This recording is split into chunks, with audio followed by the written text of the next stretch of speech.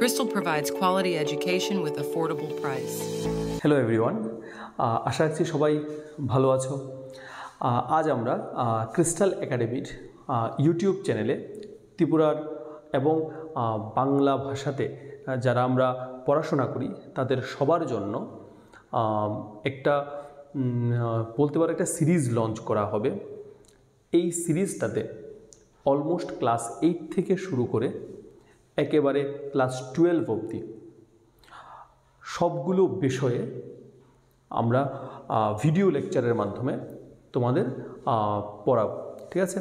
আশা রাখি তোমরা এই সিরিজটাকে যথেষ্ট ভালোবাসা দেবে এবং অবশ্যই ভালো করে পড়বে। আমরা আমাদের লেভেল বেস্ট ট্রাই করেছি এই সিরিজটাকে করার জন্য, মানে রান করানোর জন্য। আশা রাখছি তোমরা এটা থেকে সবচেয়ে বেশি লাভবান হবে, ঠিক আছে? আর এই সিরিজটা শুরু করার কারণটা কি? এই সিরিজটা শুরু করার পেছনে মেইন উদ্দেশ্য যেটা আমাদের সেটা হলো আমরা দেখেছি যে বিভিন্ন এন্ট্রান্স পরীক্ষাগুলোতে বা সর্বভারতীয় যে পরীক্ষাগুলো হয় সেই পরীক্ষাগুলোতে যেমনভাবে সিবিএসসি বা আইসিএসসি স্টুডেন্টরা পারফর্ম করে সেই রেসপেক্টে আমাদের ত্রিপুরা স্টুডেন্টরা কিছুটা পিছিয়ে থাকে। যথেষ্ট মেধা থাকা সত্ত্বেও, যথেষ্ট পরিশ্রম করার ক্যাপাবিলিটি থাকা সত্ত্বেও ওরা পিছিয়ে থাকে। এবার আমাদের এই সিরিজটার লঞ্চ করার মেইন উদ্দেশ্য হলো আমরা চাই যাতে ত্রিপুরার স্টুডেন্টরাও সিবিএসসি এবং আইসিএসসি বোর্ডের স্টুডেন্টদের সাথে সমানভাবে প্রতিযোগিতায় অংশ নিক, তারাও যাতে সমানভাবে কম্পিট করতে পারে, ঠিক আছে? তাহলে আর দেরি না করে আমরা সিরিজটার first chapter, that means class 9-এর একটা চ্যাপ্টার নিয়ে ডিসকাশন শুরু করব, সেটা হলো গতি, ঠিক আছে? তাহলে সবাই পেন পেপার নাও, নিয়ে ক্লাসটাকে এনজয় করো। আর অবশ্যই কোনো যদি সমস্যা হয় আমাদের কমেন্ট সেকশানে অবশ্যই কমেন্ট করে আমাদের জানাবে এবং আমরা যত তাড়াতাড়ি সম্ভব হয় রিপ্লাই করব, ঠিক আছে? তাহলে প্রথম চ্যাপ্টারটা শুরু করার আগে আমাদের বা চ্যাপ্টারটাতে ইনডেপথে যাওয়ার আগে আমাদের কয়েকটা বেসিক জিনিস আমাদের জানতে হবে। জিনিসটা হলো গতি বা স্থিতি বলতে আমরা কি বুঝি, ঠিক আছে? তাহলে এই দেখো গতির সংজ্ঞা কি বলেছে দেখো, যদি কোনো বস্তু পারিপার্শ্বিক বস্তুর সাপেক্ষে সময়ের সঙ্গে সঙ্গে স্থান পরিবর্তন করে তাহলে বস্তুর ওই অবস্থাকে গতি বলে। অর্থাৎ সময়ের সঙ্গে অবস্থানের পরিবর্তনই হলো বস্তুর গতি। একদম সিম্পল। এই দেখো গাড়িটা দেখতে পাচ্ছ, এই দেখো সারাউন্ডিংয়ের রেসপেক্টে বা পারিপার্শ্বিকতার মানে হলো আশেপাশের বস্তুর সাপেক্ষে দেখো গাড়িটা তার সময়ের সাথে সাথে তার অবস্থানটা পরিবর্তন করে নিচ্ছে। তেমনি এখানে বলেছে কোনো বস্তু যদি পারিপার্শ্বিক বস্তুর সাপেক্ষে সময়ের সঙ্গে স্থান পরিবর্তন করে তাহলে বস্তুর ওই অবস্থাকে গতি বলা হয়। সময়ের সঙ্গে অবস্থান পরিবর্তনই হলো গতি অবস্থা, ঠিক আছে? তাহলে আমরা দেখি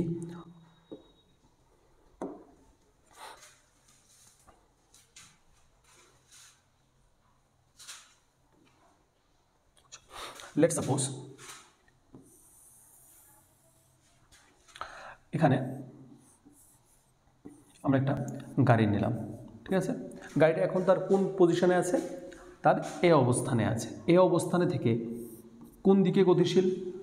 লেটস সাপোজ আমরা ধরে নিলাম যে এটা হচ্ছে ইস্ট, আর এটা হলো ওয়েস্ট, এটা হলো নর্থ, আর এটা হলো সাউথ। তাহলে এখন দেখো আমার গাড়িটা কোন দিকে যাচ্ছে? আমার গাড়িটা ইস্ট ডিরেকশনে, দ্যাট মিন্স পূর্ব দিকে যাচ্ছে, ঠিক আছে?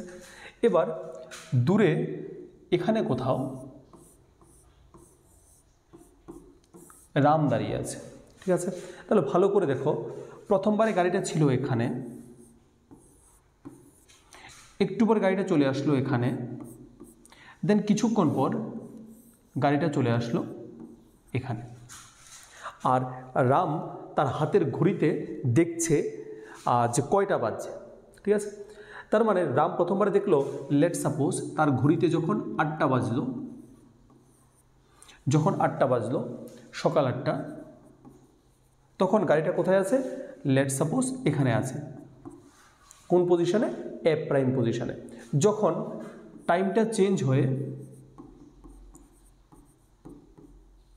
8:10 হয়ে গেল, তখন সেম গাড়িটা কোথায় চলে আসলো? এ পজিশনে। যখন 8:20 হলো, তখন গাড়িটা কোথায় চলে আসলো? বি পজিশনে। তার মানে এখান থেকে আমরা কি বুঝতে পারছি? যে রাম দেখছে যে সময়ের পরিবর্তনের সাথে সাথে গাড়িটা তার অবস্থান পরিবর্তন করে নিচ্ছে। যখন সকাল 8টা, তখন গাড়িটা এ প্রাইম পজিশনে। যখন 8:10, তখন গাড়িটা এ পজিশনে। যখন 8:20 মানে 8:20, তখন গাড়িটা বি পজিশনে। তার মানে দেখো সময়ও পরিবর্তন হচ্ছে, পাশাপাশি সময়ের সাথে তাল মিলিয়ে গাড়িটাও তার কী করছে? তার অবস্থানের পরিবর্তন করছে। তার মানে রাম কিন্তু ঠায় এক জায়গায় দাঁড়িয়ে আছে, আর ওর সামনে দিয়ে গাড়িটা এমনভাবে চলে যাচ্ছে। তার মানে রামের সাপেক্ষে গাড়িটা তার অবস্থান পরিবর্তন করছে, পাশাপাশি সময়ের সাপেক্ষেও গাড়িটা তার অবস্থান পরিবর্তন করছে। তাহলে সময়ের সাথে এবং পারিপার্শ্বিকের সাথে যদি কোনো বস্তু তার অবস্থান পরিবর্তন করে, তবে আমরা বস্তুর ওই অবস্থাকে বলবো গতি। ঠিক আছে?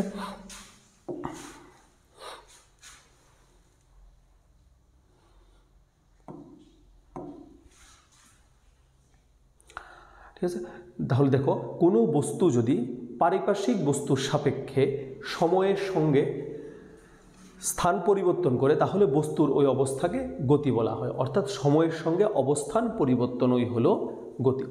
ঠিক আছে, এবার আমরা যখন কোনো বস্তুর গতি পর্যালোচনা করব বা কোনো বস্তুর গতি নিয়ে যখন আমরা আলোচনা করব, তখন আমরা বস্তুটাকে বিন্দু বস্তু হিসেবে ধরে নেব। আমরা বস্তুটার দৈর্ঘ্য, প্রস্থ, উচ্চতা থাকা সত্ত্বেও আমরা বস্তুটাকে একটা বিন্দু বস্তু হিসাবে ধরে নেব। ঠিক আছে, তাহলে কি বলেছে দেখো, বস্তুর গতি পর্যালোচনা করার সময় বেশিরভাগ ক্ষেত্রেই বস্তুর আকার এবং আয়তনকে কি করা হয়?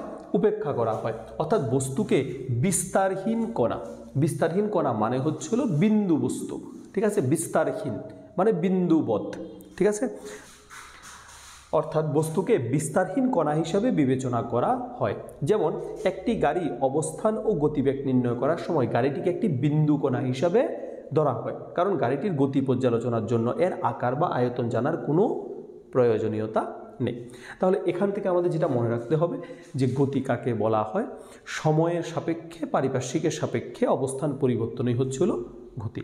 ঠিক আছে, আর গতি পর্যালোচনা করার সময় বা গতি নিয়ে আলোচনা করার সময় আমরা কোনো বস্তুর আকার এবং আয়তন নিয়ে ডিসকাশন করব না, অর্থাৎ বস্তুটিকে আমরা একটা বিন্দু বস্তু হিসাবে কনসিডার করে নেব।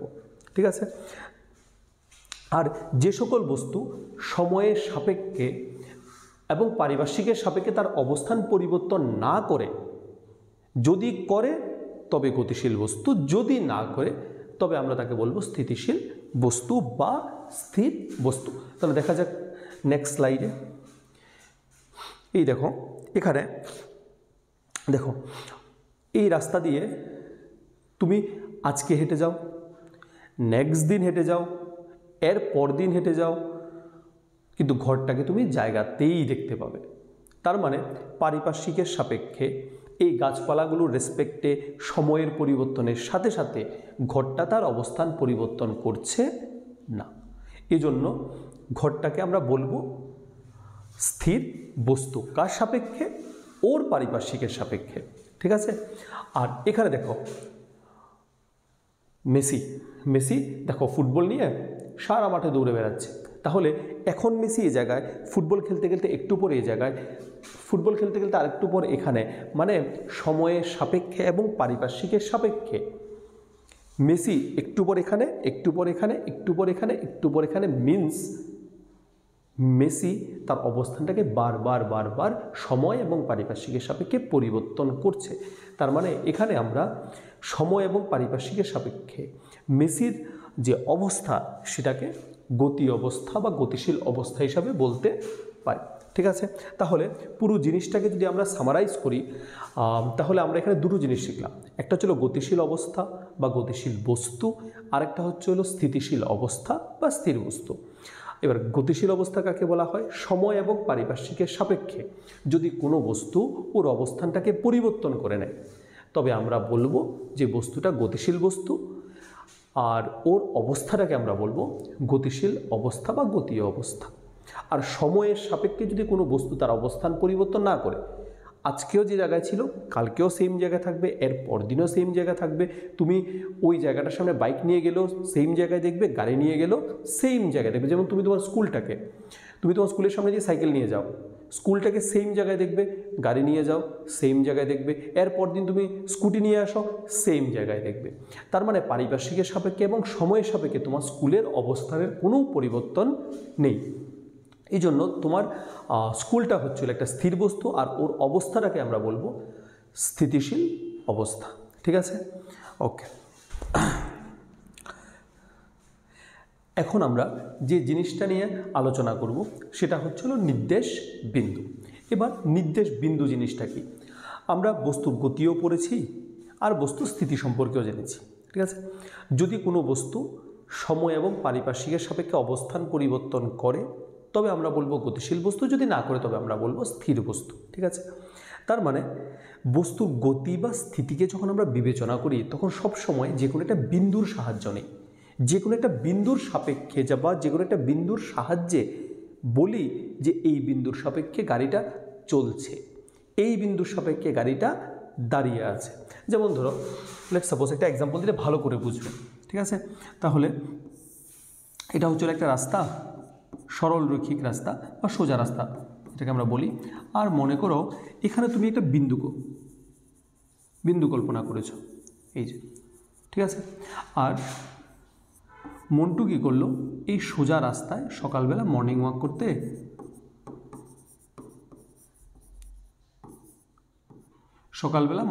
করতে ও বেরিয়ে গেছে। ঠিক আছে, এখন দেখো আমরা এটাতে মনে করলাম 1, এখানে দিলাম 2, এখানে দিলাম 3, এখানে দিলাম 4, এখানে দিলাম 5।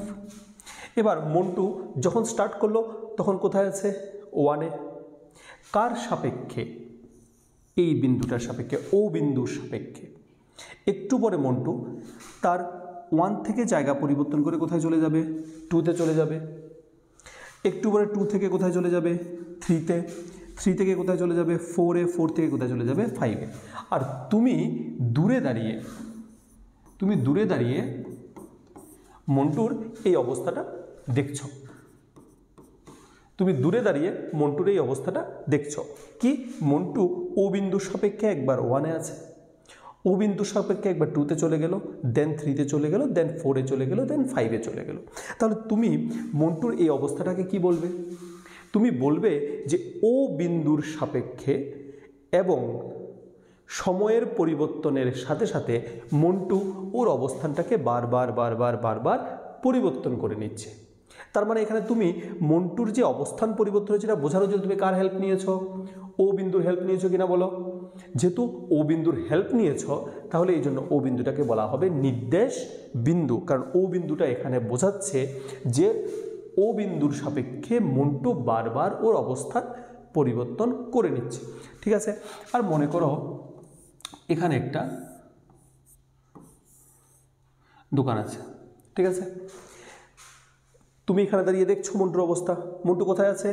এখন 1-এ আছে, একটু পরে 2-তে, একটু পরে 3-তে। তার মানে মন্টু ও বিন্দুর সাপেক্ষে তারা অবস্থান পরিবর্তন করছে, কিন্তু এই দোকানটা শুরুতে যে জায়গায় ছিল এখনো সেম জায়গায় আছে। তার মানে ও বিন্দুর সাপেক্ষে দোকানটা ওর অবস্থান পরিবর্তন করেনি, যদিও সময় পরিবর্তন হয়েছে। মন্টু সেম টাইমে 1 থেকে কোথায় চলে আসলো? 5-এ, কিন্তু দোকানটা যে জায়গায় ছিল সেই জায়গায় আছে। তার মানে ও বিন্দুর সাপেক্ষে তুমি বলবে দোকানটা তার অবস্থান পরিবর্তন করেনি। তার মানে দোকানের অবস্থা বোঝানোর জন্য তুমি কার সাহায্য নিয়েছো?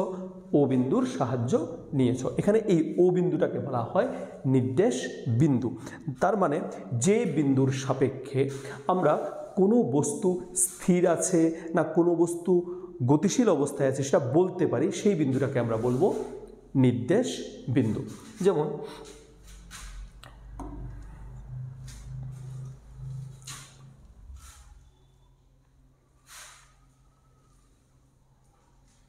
যেমন এখানে দেখো, যে বিন্দুর সাপেক্ষে কোনো বস্তুর অবস্থানের পরিবর্তন নির্দেশ করা হয় তাকে নির্দেশ বিন্দু বলে। যেমন নির্দেশতন্ত্রে মূল বিন্দু হলো একটি নির্দেশ বিন্দু। নির্দেশতন্ত্র কি সেটা নিয়ে আমরা পড়ব। এখানে ভালো করে দেখো, এই যে এক্স ওয়াই জেড এগুলোকে আমরা বলি অক্ষ। শুধুমাত্র যদি একটি অক্ষ থাকে তবে আমরা বলবো একমাত্রিক, কারণ একটি অক্ষ আছে এই জন্য আমরা বলবো একমাত্রিক নির্দেশতন্ত্র। যদি দুটি অক্ষ থাকে সেটা এক্স ওয়াইও হতে পারে, সেটা ওয়াই জেডও হতে পারে, সেটা জেড এক্সও হতে পারে। যদি যে কোনো দুটি অক্ষ থাকে তাহলে আমরা বলবো দ্বিমাত্রিক নির্দেশতন্ত্র। আর যদি তিনটি অক্ষই থাকে তবে আমরা বলবো ত্রিমাত্রিক নির্দেশতন্ত্র। এবার দেখো, সবগুলো নির্দেশতন্ত্রর মেইন বিন্দুটা কোনটা? মেইন বিন্দুটা হচ্ছে হলো ও বিন্দুটা। এই জন্য ও বিন্দুটাকে আমরা বলি নির্দেশ বিন্দু, কারণ ওর সাপেক্ষে কোনো বস্তুর স্থিতি অথবা গতি বিবেচনা করা হয়। নির্দেশ বিন্দু থেকে, মনে করো এটা নির্দেশ বিন্দু, তুমি এখান থেকে এমনভাবে একটা অক্ষ কল্পনা করেছো, তখন এটাকে বলা হবে একমাত্রিক নির্দেশতন্ত্র। তার মানে নির্দেশ বিন্দুর সাপেক্ষে বা নির্দেশ বিন্দু দিয়ে বা নির্দেশ বিন্দু থেকে কতগুলো রেখা নিয়ে যখন আমরা কোনো তন্ত্র রচনা করি তখন সাধারণত সেটাকে নির্দেশতন্ত্র বলা হয়। যেমন আমরা পড়লে বুঝতে পারবো, এই যে দুটি বা তিনটি পরস্পরের লম্ব অক্ষ নিয়ে গঠিত স্থানাঙ্ক সংস্থাকে নির্দেশতন্ত্র বলা হয়। ঠিক আছে, তাহলে আমরা লিখে করছি, তাহলে আমরা আরও ডিটেলস বুঝতে পারবো। ঠিক আছে,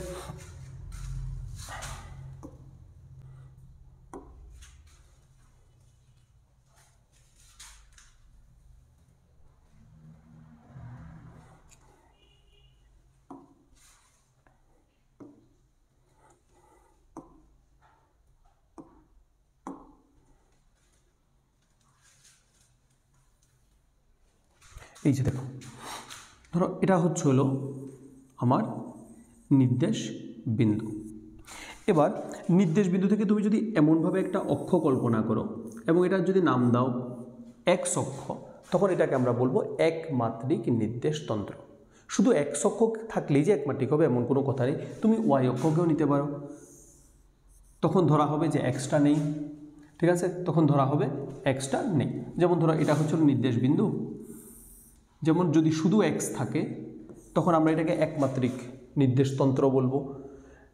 আর ও বিন্দু থেকে যদি আমরা এমনভাবে কোনো অক্ষ কল্পনা করি তখন এটাকে আমরা বলবো একমাত্রিক নির্দেশতন্ত্র। আবার যদি ও বিন্দু থেকে যদি আমরা এমনভাবে কোনো অক্ষ কল্পনা করি তবে এটাকেও বলবো আমরা একমাত্রিক নির্দেশতন্ত্র। ঠিক আছে, এবার যদি আমরা ও বিন্দু থেকে এমনভাবে দুটো পরস্পর লম্ব অক্ষ কল্পনা করি, পরস্পর লম্ব মানে এই কোণটা কত হবে 90 ডিগ্রি। যদি আমরা পরস্পর লম্ব অক্ষ কল্পনা করি তবে এটাকে বলা হবে দ্বিমাত্রিক নির্দেশতন্ত্র। শুধুমাত্র এক্স ওয়াই হলেই দ্বিমাত্রিক হবে এমন কোনো কথা নেই, ওয়াই জেডও হতে পারে। ঠিক আছে, ওয়াই জেডও হতে পারে। মনে করো এটা ওয়াই, এটা মনে করো জেড, তাহলে এটা একটা দ্বিমাত্রিক নির্দেশতন্ত্র। আবার জেড এক্সও হতে পারে। লেটস সাপোজ এটা হচ্ছে হলো এক্স আর এটা হচ্ছে হলো জেড, তাহলে এটা হচ্ছে একটা দ্বিমাত্রিক নির্দেশতন্ত্র। সত্য হচ্ছে হলো প্রত্যেকটা অক্ষকে একজন আরেকজনের উপর লম্ব হতে হবে। তার মানে প্রত্যেকটি অক্ষের মাঝের কোণটা তোমার কত হতে হবে 90 ডিগ্রি হতে হবে। তাহলে যদি শুধু নির্দেশ বিন্দু আর যদি শুধু একটিমাত্র অক্ষকে নিয়ে যদি কোনো তন্ত্র রচনা হয় তখন আমরা বলি একমাত্রিক নির্দেশতন্ত্র। যদি নির্দেশ বিন্দু আর যে কোনো দুটি অক্ষ নিয়ে যদি কোনো তন্ত্র রচনা করা হয় তবে সেটাকে আমরা বলবো দ্বিমাত্রিক নির্দেশতন্ত্র। যদি নির্দেশ বিন্দু সাথে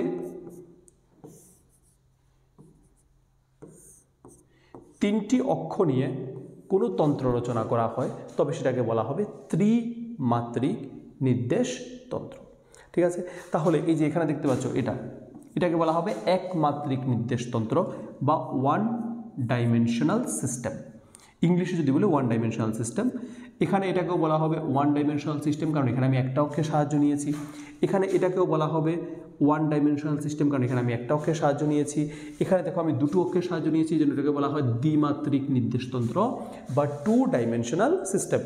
সিমিলারলি এটাকেও 2D সিস্টেম বলা হবে, এটাকেও 2D সিস্টেম বলা হবে। কিন্তু আসো এখানে আমরা এক্স ওয়াই জেড তিনটা অক্ষরের সাহায্য নিয়েছি, এই জন্য এটাকে বলা হবে ত্রিমাত্রিক নির্দেশ তন্ত্র। তাহলে এবার আমরা যদি পুরো বিষয়টাকে সামারাইজ করি, তাহলে যে বিন্দুর সাপেক্ষে কোনো বস্তুর গতি বা স্থিতিশীল অবস্থাটাকে বিবেচনা করা হয় সেই বিন্দুটাকে বলা হয় নির্দেশ বিন্দু। আর নির্দেশ বিন্দু সহ একটা বা যে কোনো দুটো বা তিনটা পরস্পর লম্ব অক্ষ নিয়ে যে তন্ত্র রচিত হয় সেটাকে বলা হয় নির্দেশ তন্ত্র। এবার এগুলোর প্রয়োজনীয়তাটা কি? নির্দেশ তন্ত্র দিয়ে আমরা কোনো বস্তুর অবস্থান পারফেক্টলি বের করতে পারি, যে এক্স অক্ষের সাপেক্ষেও কোথায় আছে, ওয়াই অক্ষের সাপেক্ষেও কোথায় আছে, জেড অক্ষের সাপেক্ষেও কোথায় আছে, মানে তার অবস্থাটাকে পারফেক্টলি যদি বলতে হয় তবে আমাদের নির্দেশতন্ত্রের সাহায্য নিতে হবে। ঠিক আছে, তাহলে এবার স্লাইডটাতে ফিরে আসা যাক। এই যে বিন্দুর সাপেক্ষে কোনো বস্তুর অবস্থানের পরিবর্তন নির্দেশ করা হয় তাকে নির্দেশ বিন্দু বলা হয়। যেমন এক্স ওয়াই নির্দেশতন্ত্রে মূল বিন্দুটা হচ্ছিল নির্দেশ বিন্দু। এই যে আমি এখানে ফিগারে দেখিয়ে দিয়েছি, এটা একটা ত্রিমাত্রিক নির্দেশতন্ত্র, তিনজন মিলে তন্ত্র বানায়। ঠিক আছে, ত্রিমাত্রিক নির্দেশতন্ত্র যেখানে ও বিন্দুটা হচ্ছে নির্দেশ বিন্দু। ঠিক আছে, এই যে দুটি বা তিনটি পরস্পর লম্ব অক্ষ নিয়ে গঠিত স্থানাঙ্ক সংস্থাকে নির্দেশতন্ত্র বলে। কোনো নির্দেশতন্ত্রের মূল বিন্দুটি হচ্ছে একটি নির্দেশ বিন্দু, যেটা আমরা পড়লাম। এবার নির্দেশ বস্তু, ঠিক আছে, তুমি নির্দেশ বিন্দুও বুঝে ফেললে, নির্দেশতন্ত্রও বুঝে ফেললে। এবার মনে করো নির্দেশতন্ত্রে কোনো একটা বস্তু গতিশীল। ঠিক আছে, কি বলেছে দেখো, কোনো বস্তুর গতীয় অবস্থা নির্দেশিত হয় পারিপার্শ্বিক অন্য বস্তু বা বস্তু সামগ্রীর সাপেক্ষে। ওই দ্বিতীয় বস্তু বা বস্তু সামগ্রীকে নির্দেশ বস্তু বলা হয়। নির্দেশ বিন্দু আছে, সেখান থেকে তিনটা পরস্পর লম্ব অক্ষ নিয়ে তুমি এটা নির্দেশতন্ত্র বানালে। এবার সেই নির্দেশতন্ত্রে মনে করো একটা গাড়ি চলছে আর পাশেই মিষ্টি দোকান, তাহলে তুমি কি বলবে? মিষ্টি দোকানের সাপেক্ষে গাড়ি গতিশীল। এখানে মিষ্টি দোকানটাই হচ্ছে নির্দেশ বস্তু। এই যে ভালো করে দেখো, এই যে এই গাড়িটাতে এ আর বি দুটি বস্তু পাশাপাশি যাচ্ছে। ঠিক আছে, গাড়িটাতে বসে আছে দুজন বস্তু, চলে যাচ্ছে। আর তুমি দূর থেকে দেখে কি বলবে? যে সি বস্তুর সাপেক্ষে বা সি বস্তুর সামনে দিয়ে গাড়িটা বা এ বি বস্তু গাড়ির মধ্যে বসে চলে যাচ্ছে। তার মানে এখানে তুমি এ আর বি বস্তুর অবস্থাটাকে কার সাপেক্ষে বোঝালে? সি বস্তু সাপেক্ষে বোঝালে। এই জন্য এখানে সি বস্তুটাকে বলা হবে নির্দেশ বস্তু। ঠিক আছে, তাহলে পুরো বিষয়টাকে যদি আমরা একদম ছোট করে বলি, যে বিন্দুর সাপেক্ষে কোনো বস্তুর অবস্থা বোঝানো হয় সেটা নির্দেশ বিন্দু।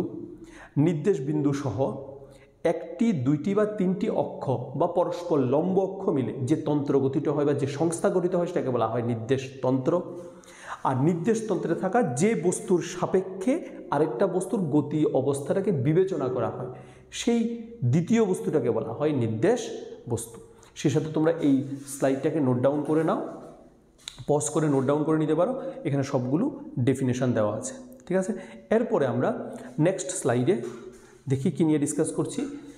আর নেক্সট স্লাইডে আমরা পড়ব সকল গতিই আপেক্ষিক। ঠিক আছে, মানে একেবারেই স্থির বা একেবারেই গতিশীল বলে তেমন কিছু হয় না, সব গতিই আপেক্ষিক। ঠিক আছে, তাহলে এগুলো ভালো করে পড়বে, কিন্তু জমিয়ে রাখবে না, দিনের পর আর দিনে শেষ করবে। ঠিক আছে, তাহলে আসো ডিসকাশন করা যাক।